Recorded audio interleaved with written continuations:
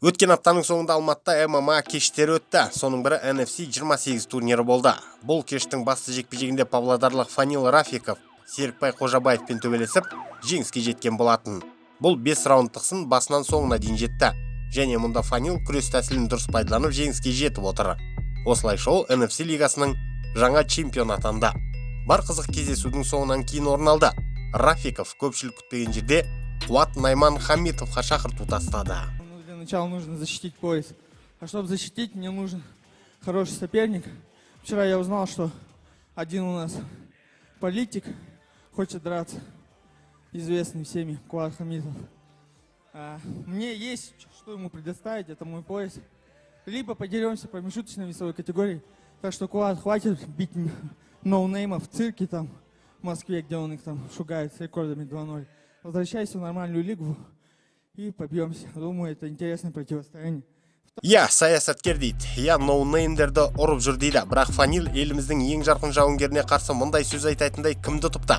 Біз Серікбай Қожабаевты сыйлаймыз, оның өнеріне тәнтіміз. Бірақ Серікбайды тұп мұндай мәлімдемелер жасап жатса, Дағыстанның бір таныс емес жауынгерін ұтса, Фанилің UFC чемпионын кездесуге шақырайын деп тұр ғой.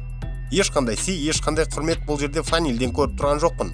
Ол қазақтың бір қатар жігіттері ойланбай отқан Иван Жверблядан жеңілгенде еш нәрсе деген жоқпыз ғой. Ал тағы бір ноунейм Андрей Гончаровтан оңбай сабалғанда бір нәрсе дедік пе? Әлихан Сүлейманов тіптен Фанилді ит тегіп тоқпақтаған болатын. Міне, Фанилдің осындай жеңілістерден кейін бір жеңіске жетіп алып, Найманға шақырту тастауына жол болсын. Меніңше Қуатпен шығу үшін Рафиков тағы бір 5 кездесуді өткізіп, бәрінде жеңсін. Сосын ғана ойлануға болатын секілді. Бір сөзбен айтқанда, қазақи қарапайымдылық Фанил Рафиковте жоқ. ММАда трэш-ток деген бар. Жарқын мәлімдемелер жасау. Бірақ оны өз отандасына жасау керек емес шығар. Оның да өз жөні болады. Қуат не деді? Әрине, Найман да жауапсыз қалған жоқ. Ол да өз сөзін айтты. Мені бір спортшы кездесуге шақырып жатыр екен. Бұл мені ойлантты. Сосын мынадай шешімге келдім. Рафиковпен жекпе-жекке шығайын. Жарайды, онымен күреспеймін. Оң қолмен ұрмаймын деп сөз беремін. Осылай ақ еңсеремін. Бірақ ол үшін маған қызығатын ұсыныс тастасын. Сосын қарастырамын деді. Меніңше мұндай ұсынысты Әлби Ыдырыс секілді жасау керек. Ол қырғызстандық Арген Маликовты жарқын кездесуді көрсетіп ұтты. Сосын әдемілеп тұрып мынадай мәлімдеме жасады. Асу, сен құттықтайын поясыңмен. Сенде 2 пояс, бауырларыңмен бөліс біреуін. UFC-ға ма бар шеш, қазақтарды ұрғың келмейді. Қазақтардан ойлар алғым келмейді. Үлкенге сый құрмет деген осындай болу керек. Ал Фанил Рафиков мұндай мәлімдемелермен алысқа бара қоймайды. Келесі сында ой сұраутылып жатса таңғалмай қояйын. Айтпақшы ол Роман Богатовқа да шақырту тастады. UFC-дің бұрынғы жауынгері Богатов та Фанилдің рекордын бір қарап шыққан секілді. Сосын мынадай мәлімдеме жасады.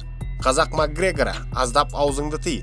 Бірінші Нұржан Акышев секілді нағыз ерлермен төбелесу үшін өз кезегіңді күт.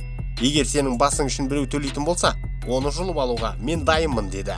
Міне, бұл кеш осы бір жарқын мәлімдемелермен қызықты болды. Шынымен де қазақ жауынгерлері әдетте қарапайымдау келеді. Қуаттың өзі рингке шығарда шоу жасағаны болмаса, жоямын, өлтіремін, қырамын деген сөздерді айтқан емес. Нағыз жігітке қарапайымдылық қана жарасары анық. Бейнематериал ұнады ма? Онда лайк басыңыз, пікір қалдырыңыз. Бұл біз үшін маңызды. Арнаға жазылып қоңыраушаны басып қойсаңыз соңғы жаңалықтарды бірден біліп отырасыздар. Тамашалағандарыңыз үшін рахмет. Әрқашан қазақ батырларының жеңісті жорықтары молынан болғай.